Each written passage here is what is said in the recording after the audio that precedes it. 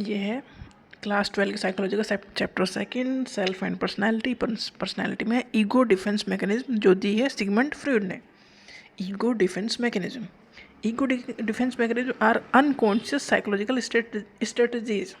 ये ऐसी स्ट्रेटजी हैं जो हम अनकॉन्शियसली बिना जाने, मतलब अनजाने में यूज़ करते हैं अपने ईगो को प्रोटेक्ट करने के लिए, to to protect the mind from anxiety, conflict, unacceptable thought and feeling. मतलब हमें अनकंफर्टेबल फील ना हो, उससे बचने के लिए जो हम मैकेनिज्म यूज़ करते हैं वो है ईगो डिफेंस मैकेनिज्म। मतलब हमें फालतू की चिंता ना हो, कन्फ्लिक्ट ना हो, कोई ऐसे थॉट ना आए, कोई ऐसी फीलिंग ना आए, मतलब ऐसे चीज़ जो हमें सेट कर दे, तो उनसे प्रोटेक्ट करने के लिए ईगो डिफेंस मैकेनिज्म काम करती है अनकॉन्शियसली। मतलब हम उसे ऑर्डर नहीं देते, वो खुद ही करती है। Defence mechanism is a way of reducing anxiety by distorting reality. मतलब ये एक तरीका है अपने बात को ध्यान ना देने का, अपनी एनजाइटी को कम करने का एक तरीका है डिफेंस मैकेनिज्म। इसलिए डिफेंस मैकेनिज्म एनजाइटी से बचा रहा है। सिगमंड फ्रूड ने डिस्क्राइब किया कई टाइप की टेक्निक, जैसे रिप्रेशन एक टेक्निक है। Repression, it is the unconscious process of pushing distressing thought and memories because they are too painful or anxiety provoking to deal with। मतलब ऐसे थॉट जो डेफिनेटली हमें एनजाइटी देंगे, जो हमारे लिए काफ़ी पेनफुल रहे हैं, उन्हें अनकॉन्शियसली हटा देते अपने दिमाग से। तो अनकॉन्शियस प्रोसेस है pushing distressing thought and memories. जो ऐसी यादें हैं जो हमें दुख देंगी, उन्हें अनकॉन्शियसली अपने दिमाग से दूर रखना।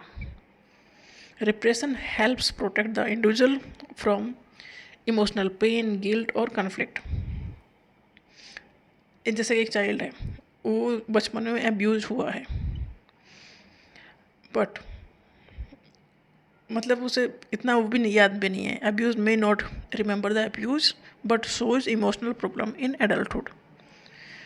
मतलब बचपन में छोटा था, उसके साथ कुछ गड़बड़ हुई है, वो इतना उसे याद नहीं, पर उसे ये समझ में आया है कि कुछ तो गड़बड़ हुई है, तो उस चीज़ को लेकर वो अडल्टहुड में भी प्रॉब्लम फेस करेगा। तो रिप्रेशन ये है कि वो उन चीज़ों को अपने दिमाग से हटाने का प्रोसेस है। तो रिप्रेशन मतलब ऐसी यादें जो हमें पेन देंगी, उन यादों को अनकॉन्शियसली हमारा दिमाग उन हटाने की कोशिश करता है। तो ये एक रिप्रेशन टेक्निक है, अनकॉन्शियस प्रोसेस है जो पुश करता है डिस्ट्रेसिंग थॉट और मेमोरीज को। ऐसी मेमोरीज जो हमारे लिए पेनफुल हैं या एनजाइटी देंगी, उन्हें हटाने का काम करता है रिप्रेशन। नेक्स्ट है projecting, accusing others of being angry when you are the one feeling it। मतलब आप दूसरे को कह रहे हो तुम गुस्सा मत हो, जबकि तुम अपने आप खुद गुस्सा हो रहे हो। तो ये प्रोजेक्शन टेक्निक है। मतलब आप दूसरे को ब्लेम कर रहे हो कि तू गुस्सा क्यों हो रहा है, एक्चुअल में और उल्टा है कि तुम खुद गुस्सा हो रहे हो। ये प्रोजेक्शन टेक्निक है ईगो डिफेंस मैकेनिज्म की। It is the unconscious act of seeing your own undesirable trait, emotion और motive in others rather than in yourself. मतलब जो खुद के अंदर चल रहा है ना, वो दूसरे सामने वाले को देख के आप पॉइंट आउट कर रहे हो। ये प्रोजेक्शन है। Denial, a smoker refusing to admit smoking is harmful. ये डिनायल टेक्निक है। तुम्हें पता है कि ये गलत है, उसके बाद भी तुम उसे डिनाई कर दो कि हाँ मैं नहीं मानता ये गलत है। इसे कहते हैं denial. It is the refusal to accept और एक्नॉलेज अनप्लेजेंट ट्रूथ। मतलब ऐसा ट्रूथ जो सच्चाई है, पता है आपको, बट आप उसे एक्सेप्ट नहीं करना चाहते।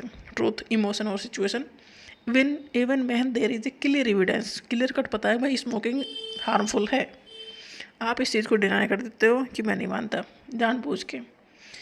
It is unconscious and often seen is response to illness, addiction और ट्रॉमा। तो डिनायल ऐसा टेक्निक है कि आपको अगर नुकसान दिखाए भी जाए तो आप नुकसान नहीं देखोगे उस चीज़ के। रैशनलाइजेशन, रैशनलाइजेशन का एग्जांपल है, if I failed the test because the teacher does not like me instead of admitting lack of study. अगर कोई बच्चा क्लास में फेल हो गया तो वो ये नहीं कहता कि मेरी पढ़ने में कमी रह गई, वो कहता है कि टीचर को मैं पसंद नहीं हूँ इसलिए उसने मुझे फेल कर दिया। तो ये एक रैशनलाइजिंग टेक्निक है। तो रेशनलाइजेशन एक साइकोलॉजिकल डिफेंस मैकेनिज्म है इन विच ए पर्सन क्रिएट करता है लॉजिकल और एक्सेप्टेबल एक्सप्लेनेशन, मतलब ऐसे एक्सप्लेनेशन वो देगा जो लगेगा सही कह रहा है ये, फॉर बिहेवियर थॉट और feeling that are actually driven by unconscious emotions. It protect self esteem and reduce guilt. Definitely सारे डिफेंस मैकेनिज्म किसके लिए हैं? अपने आप को बचाने के लिए है, कहीं ना कहीं सेल्फ स्टीम को बचाने के लिए है, या गिल्ट को रिड्यूस करने के लिए है, अपनी पॉजिटिव सेल्फ इमेज बनाने के लिए है। तो रेशनलाइजेशन एक ऐसी टेक्निक है कि आप अपने ऊपर ध्यान नहीं दे रहे हो, आप दूसरे को ब्लेम कर रहे हो उस चीज़ के लिए कि इसने की वजह से ये गलत हुआ है मेरी लाइफ में, और आप उस चीज़ का एक लॉजिकल या एक्सप्लेनेशन दे दोगे और दूसरे उस चीज़ को एक्सेप्ट भी कर लेंगे। तो ये रेशनलाइजेशन है। Reaction formation, treating someone you dislike with exaggerated kindness, मतलब कुछ और ही कर दो आप उसके लिए, मतलब आप पसंद नहीं करते जब भी उसे अच्छे से ट्रीट कर रहे हो। It occurs when a person behave in a way that is directly opposite to their true feeling, मतलब आप उसका बुरा करना चाहते हो पर कर नहीं पा रहे हो, तो ये रिएक्शन फॉर्मेशन है। और क्योंकि आप सामने तो बुरा कर नहीं सकते, because these feelings are unacceptable. आप किसी को थप्पड़ मारना चाहते हो, थप्पड़ मार नहीं पा रहे हो सबके सामने, तो आप उसके साथ अच्छे से बर्ताव कर रहे हो फिर दिखाने के लिए। इसे यह है reaction formation technique.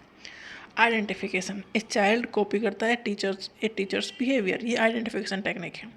Imitating someone to feel more secure and acceptable, मतलब हम दूसरे कॉपी तब करते हैं जब हमें लगता है कि ये ज़्यादा बेटर है और एक्सेप्टेबल है, ये बिहेवियर से सब पसंद करते हैं, तो हम भी उस चीज़ की कॉपी करने लगते हैं। तो ये आइडेंटिफिकेशन हो गया, ये मतलब दूसरी कॉपी करना। इमिटेटिंग करना someone to feel more secure, मतलब आपको लगता है अब मैं ठीक हूँ, अब सब सही है। सप्रेशन, ये consciously pushing unwanted thought out of the awareness, choosing not to think about an upcoming exam, मतलब सामने मुसीबत खड़ी है और आप कह रहे हो कि आप उसे देख ही नहीं रहे हो, आँख बंद करके बैठ गए हो, तो consciously pushing unwanted thought out of the awareness, मतलब आप अवेयर होना ही नहीं चाहते हो, ये सप्रेशन टेक्निक है। तो रिप्रेशन टेक्निक वो टेक्निक है कि अगर बचपन में मान लो कुछ हो गया तो आपको ये तो इवेंट तो पता नहीं है, पर आपको डर लगता है इस चीज़ से। प्रोजेक्शन है कि आपको खुद को गुस्सा आ रहा है और आप दूसरे को ब्लेम कर रहे हो।